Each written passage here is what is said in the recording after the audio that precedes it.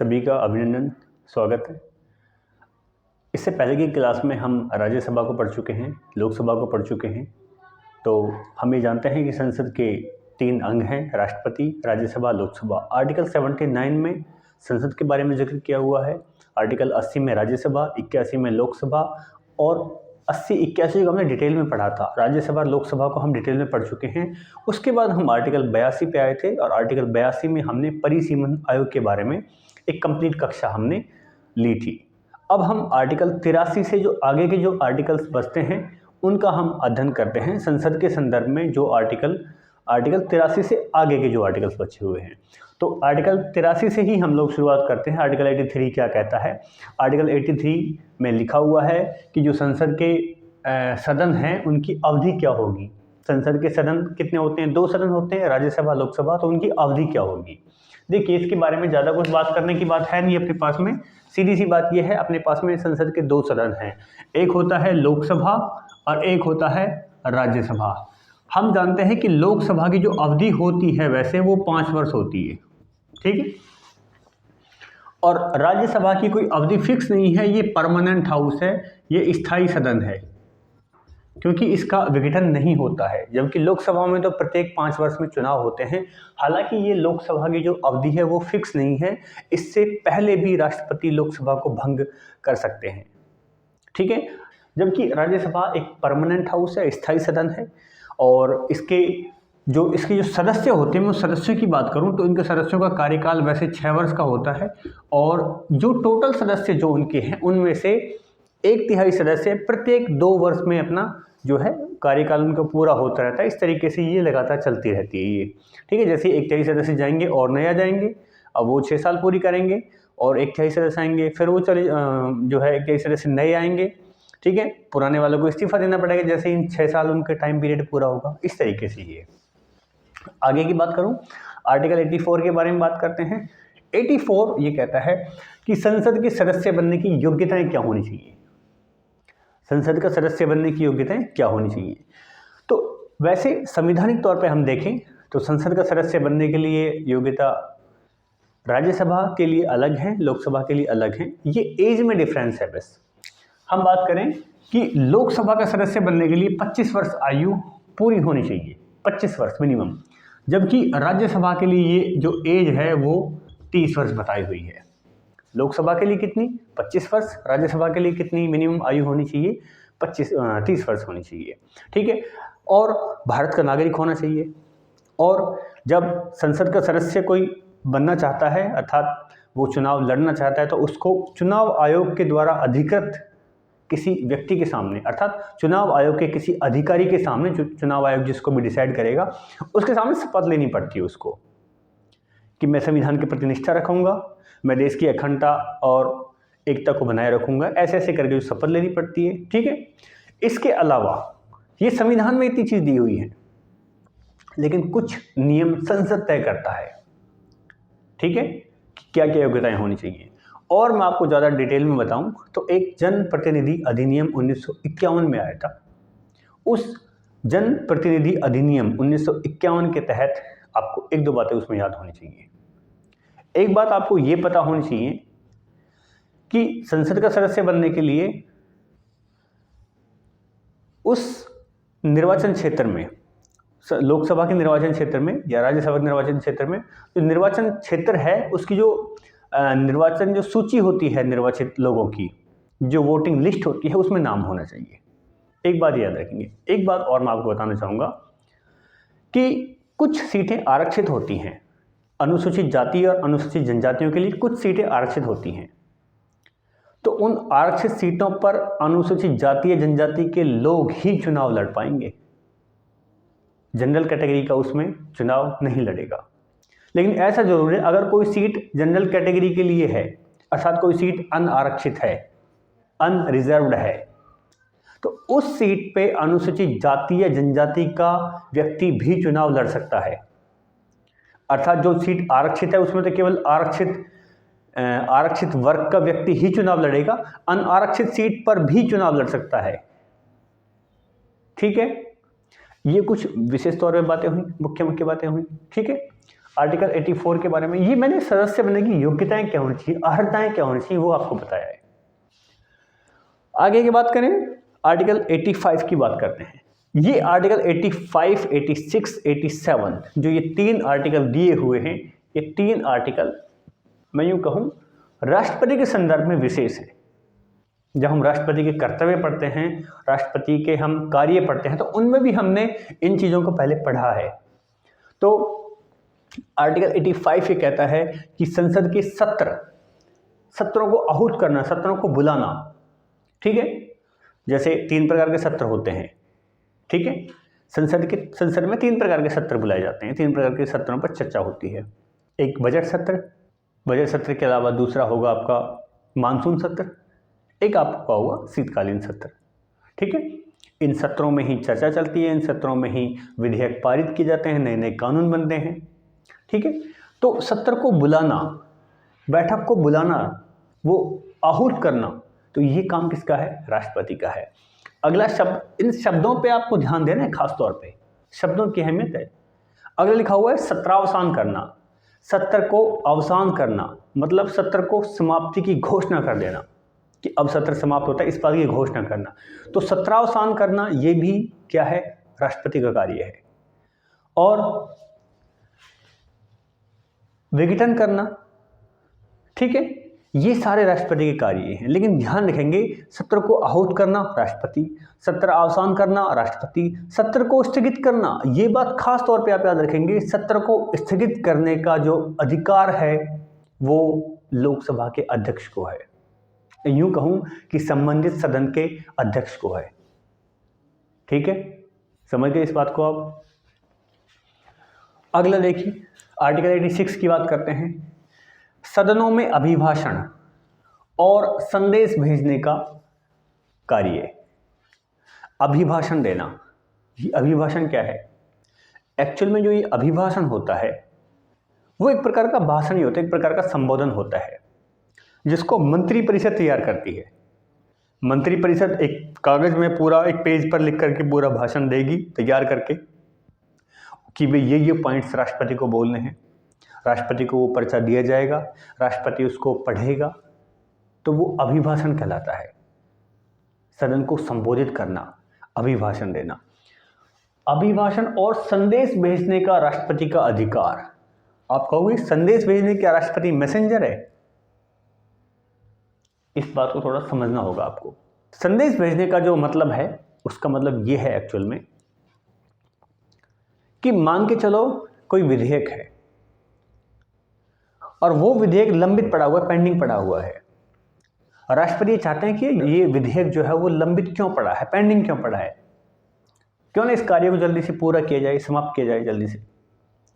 तो राष्ट्रपति ने जब कार्रवाई देखी, उसको पता लगा कि ये फलाना जो बिल है संसद में, संसद के किसी सदन में हो सकता है, वो लोकसभा में हो सकता है वो राज्यसभा में, वो लंबित पड़ा हुआ है, पेंडिंग पड़ा हुआ है।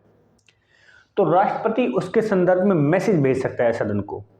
वो राष्ट्रपति कह सकता है कि आप इस पे कार्रवाई करो। इस बात का मैसेज भेजने का जो प्रावधान है वो भी राष्ट्रपति के एक प्रकार का अधिकार, राष्ट्रपति के एक प्रकार का शक्ति है वो। अगला देखिए, राष्ट्रपति का विशेष अभिभाषण। राष्ट्रपति का विशेष अभिभाषण, इसको मंत्रिपरिषद तैयार करेगी, एक प्रकार से संसद को वो संबोधित करेगा।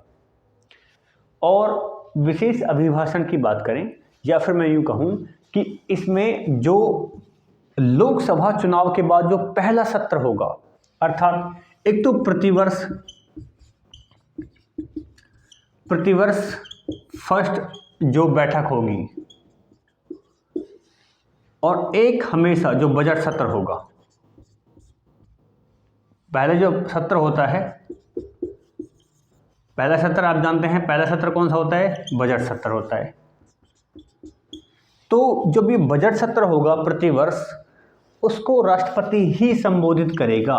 इसको ये ध्यान रखने वाली बात है, ठीक है, बजट सत्र को।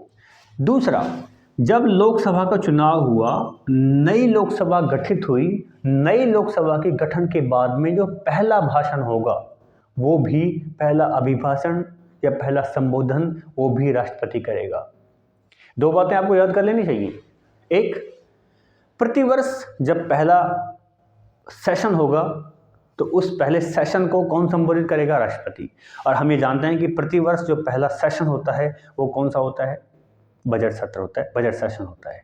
फरवरी के आसपास शुरू होता है, सबसे बड़ा सत्र होता है, 2 चरणों में चलता है ये, ठीक है।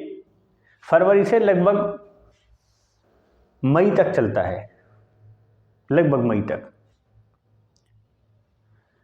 और लोकसभा का चुनाव हुआ, मान के चलो लोकसभा का चुनाव मई में होने हैं। अभी चुनाव मई में चुनाव हुआ, मई में नई सरकार बनी। तो नई सरकार के जब गठन के बाद में जब पहला सेशन कौन सा होगा? नई सरकार बन चुकी है मई में, तो मई के बाद जून जुलाई अगस्त में कौन सा होता है आपका? मानसून सत्र। तो लोकसभा चुनाव के बाद में जो पहला अभिभाषण होगा वो भी राष्ट्रपति का ही होगा, ठीक है। क्लियर होगी बात। अब आर्टिकल 88 में क्या लिखा हुआ है? आर्टिकल 88 ये कहता है कि सदनों के बारे में मंत्रियों और महान्यायवादी के अधिकार, कि सदन के संदर्भ में क्या क्या उसको अधिकार मिले हुए हैं। मंत्रियों को कौन कौन से अधिकार हैं, मंत्रियों के क्या क्या पावर है, मंत्रियों की क्या क्या शक्तियां हैं, वो आर्टिकल 88 में जिक्र है।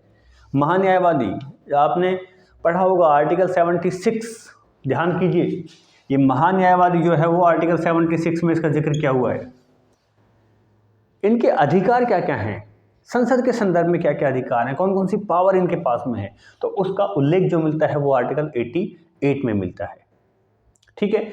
अब इससे आगे के मैं आर्टिकल की बात करूं, आर्टिकल 88 तक हो गया मामला अपना। आर्टिकल 89 से और आर्टिकल 96 तक, यहां तक जितने भी आर्टिकल हैं वो हम कंपैरेटिव वे में पढ़ेंगे, तुलनात्मक अध्ययन करेंगे, क्योंकि यहाँ जो आर्टिकल्स दिए हुए हैं वो लोकसभा और राज्यसभा के जो अध्यक्ष हैं, या यूँ कहीं कि राज्यसभा और लोकसभा के संदर्भ में जो शक्तियाँ हैं उनके अध्यक्षों के पास में, उनका कंपैरेटिव है, उनका कंपैरिजन है, दोनों का तुलना है, और तुलना से जल्दी याद होंगे वो, ठीक है। देखिए आर्टिकल 89 में यहाँ राज्यसभा की बात हो रही है, वहाँ पर लोकसभा की बात हो रही है। मैंने वहाँ मैटर नहीं लिखा है क्योंकि यहाँ जो मैटर है जस्ट वही मैटर सेम है, केवल आर्टिकल्स का फर्क है बस। जैसे कि आर्टिकल 89 में राज्यसभा के सभापति का उल्लेख किया हुआ है और उपसभापति का उल्लेख किया हुआ है। अब ये बताने की आवश्यकता आपको है नहीं कि राज्यसभा का सभापति कौन होगा, उपराष्ट्रपति। राज्यसभा का सभापति कौन होगा? उपराष्ट्रपति होता है, पदेन सभापति होता है वो, ठीक है। पदेन सभापति मतलब उसके पास पहले से ही एक पद है, एक पद धारण होते हुए वो दूसरा पद धारण किए हुए उसको पदेन सभापति कहेंगे, ठीक है। जैसे कि प्रधानमंत्री के पास प्रधानमंत्री का भी पद है और वो नीति आयोग का अध्यक्ष भी होता है, तो वो पदेन अध्यक्ष है उसका, क्योंकि ऑलरेडी उसके पास में एक पद है, ठीक है। तो सभापति कौन होता है? वाइस प्रेसिडेंट, आप जानते हो। राज्यसभा की जो कार्य संचालन होते हैं सारी उनकी अध्यक्षता उपराष्ट्रपति करता है। उपसभापति का उल्लेख भी किया हुआ है। कैसे इनका चुनाव होता है आप जानते हो। उपराष्ट्रपति का चुनाव मैं उपराष्ट्रपति पढ़ाया हुआ है, उसमें आप उस वीडियो को आप देख सकते हो, आप ऑलरेडी जानते हो। जो बात यहाँ राज्यसभा का अध्यक्ष या राज्यसभा का सभापति होने के लिए कही हुई है, सेम वही बात आर्टिकल 89 में आप जो है 4 जोड़ दीजिए। 89 में 4 जोड़ेंगे सीधे ही 93। वहाँ पर लोकसभा का अध्यक्ष और उपाध्यक्ष का जिक्र किया हुआ है। लोकसभा का अध्यक्ष मैंने डिटेल में पढ़ाया हुआ है, आप वहाँ से पढ़ सकते हो। लोकसभा के सदस्यों में से ही उसका निर्वाचन किया जाता है, बताई हुई बात है। उसके बाद में आर्टिकल 90, इसमें कार्यकाल कितना होगा और हटाने की प्रक्रिया क्या होगी, ठीक है। तो राज्यसभा का सभापति कौन है? उपराष्ट्रपति। उसका जो उसका राज्यसभा का सभापति होने के नाते उसका कार्यकाल कितना है, ठीक है। उसके हटाने की प्रक्रिया क्या है। तो उपराष्ट्रपति, जहां मैंने उपराष्ट्रपति को पढ़ाया हुआ है वहां सारी चीजें इसमें दी हुई हैं। सेम वही बात वहां लिखी हुई है आर्टिकल 94 में कि लोकसभा के अध्यक्ष को हटाएंगे कैसे, उसका कार्यकाल कितना होगा। आगे चलो, आर्टिकल 91 में कहा हुआ है कि सभापति जो होगा राज्यसभा का, अगर वो अनुपस्थित है अगर वो एब्सेंट है किसी कारण से, तो उसकी अनुपस्थिति में उसके कार्यों का निर्वहन कौन करेगा? आप जानते हो, अगर सभापति नहीं है तो उपसभापति कर लेगा, और अगर उपसभापति नहीं है और सभापति भी नहीं है तो क्या करें? तो ये होता है, या तो 10 सदस्यों का पैनल बनाया जाता है, जो राज्यसभा के जो 10 वरिष्ठ मेंबर हैं या जो अनुभवी जो लोग हैं उनका 10 सदस्यों का पैनल बनाया जाएगा। वो राज्यसभा की जो कार्यवाही चल रही है उनका संचालन करेंगे, उनकी अध्यक्षता करेंगे। या फिर ऐसा भी हो सकता है कि राष्ट्रपति अस्थायी तौर पर किसी को नियुक्त कर दे राज्यसभा का सभापति। ठीक है, जो बात यहां लिखी हुई है सेम बात वहां 95 में लिखी हुई है। ठीक है, जो यहां लिखी हुई है वही बात 95 में लिखी हुई है कि भाई अगर लोकसभा का अध्यक्ष अपने पद पर नहीं है तो कौन करेगा काम, कौन संभालेगा? तो उपाध्यक्ष संभालेगा। हम यूँ कहें कि अध्यक्ष भी नहीं है और उपाध्यक्ष भी नहीं है तो कौन संभालेगा? आप जानते हो, तो या तो राष्ट्रपति अस्थायी तौर पर किसी को अध्यक्ष नियुक्त करे, या फिर 10 सदस्यों का पैनल नियुक्त किया जाएगा। वो जो पैनल है वो निर्धारित करेगा। ऐसे ही 92 की बात करते हैं, आर्टिकल 92 की। आर्टिकल 92 में लिखा हुआ है कि अगर सभापति के विरुद्ध, राज्यसभा का जो सभापति है उसको हटाने के लिए प्रस्ताव लाया हुआ है और वो प्रस्ताव विचाराधीन है, मतलब कि अभी उस प्रस्ताव का निर्णय नहीं हुआ है कि हम राज्यसभा के सभापति को पद से हटाएं या ना हटाएं, अभी वो मामला चल रहा है, उसके ऊपर बहस चल रही, चर्चा चल रही है। क्या चर्चा के दौरान वो सभापति पीठासीन रहेगा? इस पीठासीन को शब्द को भी ध्यान से पढ़ेंगे। पीठासीन मतलब क्या वो मेन कुर्सी पे अभी भी बैठेगा? क्या अभी भी वो अध्यक्षता करेगा? ऐसे में वो अध्यक्षता नहीं करेगा। इसका जवाब है नहीं। जब राज्यसभा का जो सभापति है उसके विरुद्ध उसको हटाने के लिए प्रस्ताव लाया जा रहा है और वो प्रस्ताव अभी प्रोसेसिंग में है, वो चल रहा है अभी, तो उस समय वो उसकी अध्यक्षता नहीं करेगा। ठीक है, सेम वही बात 96 में कर देंगे हम। भाई 4 ही जोड़ना है, 89 में 4 जोड़ोगे 93, वही बात थी। जो 90 में लिखी हुई है उसमें 4 जोड़ दो 94, उसमें भी वही बात है। जो 91 में जो बात लिखी हुई है वही बात में 4 जोड़ 95, वही बात लिखी हुई है, कोई अंतर नहीं है, सेम है बिल्कुल। आगे देखो, आर्टिकल 96 तक पढ़ चुके हो आप। आर्टिकल 97 को बता देता हूं मैं आपको। ये आर्टिकल 97 में क्या है, इसमें लोकसभा और राज्यसभा दोनों, इसके जो सदस्य हैं उनका वेतन भत्तों का उल्लेख किया हुआ है। लगे हाथ 98 भी जान लीजिए। आर्टिकल 98 जो है वो कहता है संसद के सचिवालय के बारे में। संसद के सचिवालय, आप कहोगे सचिवालय क्या है? संसद में, अर्थात संसद के जो 2 सदन हैं, एक राज्यसभा और एक लोकसभा, इनके अलग अलग 2 सचिवालय होते हैं। राज्यसभा में, लोकसभा में जो भी बिल लाए जा रहे हैं उन पर जो प्रशासनिक कार्य जो हो रहे हैं, ठीक है, वो सारे प्रशासनिक कार्य सचिवालय में होते हैं। राज्यसभा का अलग से सचिवालय होता है, लोकसभा का अलग से सचिवालय होता है। ठीक है, अब इस सचिवालय का जो हेड होता है, जो इसका प्रशासनिक प्रमुख होता है, क्योंकि सारे प्रशासनिक कार्य यहां हो रहे हैं, ठीक है, तो वो जो इसका हेड होगा, जो इसका प्रशासनिक मुखिया होगा, वो कौन होगा? वो महासचिव कहलाता है। लोकसभा का महासचिव, राज्यसभा का महासचिव, general secretary of Lok Sabha, general secretary of Rajya Sabha. और ये जो अधिकारी होता है वो एक बहुत ही अनुभवी, बहुत वरिष्ठतम आईएएस ऑफिसर होता है। ठीक है, अब आप कहोगे इन जो सचिवालयों का जो प्रमुख होगा उनकी नियुक्ति कौन करता है? इसमें जो अध्यक्ष होगा, जो लोकसभा का अध्यक्ष होगा, वो लोकसभा के सचिवालय का जो महासचिव होगा उसकी नियुक्ति करेगा, और जो राज्यसभा का जो सभापति अर्थात उपराष्ट्रपति, वो राज्यसभा के सचिवालय का जो महासचिव होगा उसकी नियुक्ति करेगा। ठीक है, एक खास बात मैं आपको और बता देता हूं। जब राष्ट्रपति का चुनाव होता है और जब उपराष्ट्रपति का चुनाव होता है, तो जब चुनाव होना है तो उस चुनाव का एक मुख्य अधिकारी होता है, निर्वाचन अधिकारी। वो कौन होगा? राष्ट्रपति के चुनाव में निर्वाचन अधिकारी कौन होगा? तो आपके मन में शायद ये आएगा कि भाई निर्वाचन अधिकारी तो निर्वाचन आयोग से ही कोई होगा, अर्थात इलेक्शन कमीशन जो है उसी का कोई बंदा होगा, उसी का कोई ऑफिसर होगा जो इसकी अध्यक्षता करता होगा। लेकिन नहीं, एक्चुअल में जब राष्ट्रपति का चुनाव होता है या उपराष्ट्रपति का चुनाव होता है तो उसमें जो सचिवालय होते हैं, जो इनके महासचिव होते हैं, वही अध्यक्षता करते हैं चुनाव के दौरान। निर्वाचन अधिकारी की बात कर रहा हूं मैं। वो बारी बारी से करते हैं कि मान के चलो अभी 2022 में राष्ट्रपति का चुनाव हुआ, तो राष्ट्रपति के चुनाव में 2022 में जब राष्ट्रपति का चुनाव हुआ और 2022 में ही उपराष्ट्रपति का चुनाव हुआ, तो राष्ट्रपति का चुनाव का निर्वाचन अधिकारी लोकसभा का महासचिव बन गया, तो उपराष्ट्रपति का राज्यसभा वाला महासचिव बन जाएगा।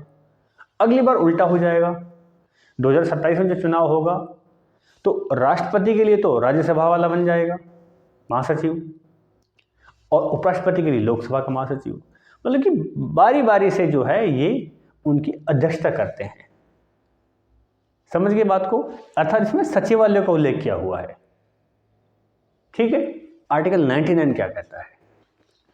आर्टिकल 99 में एक्चुअल में जो संसद के सदस्य होते हैं उनकी शपथ का उल्लेख किया हुआ है।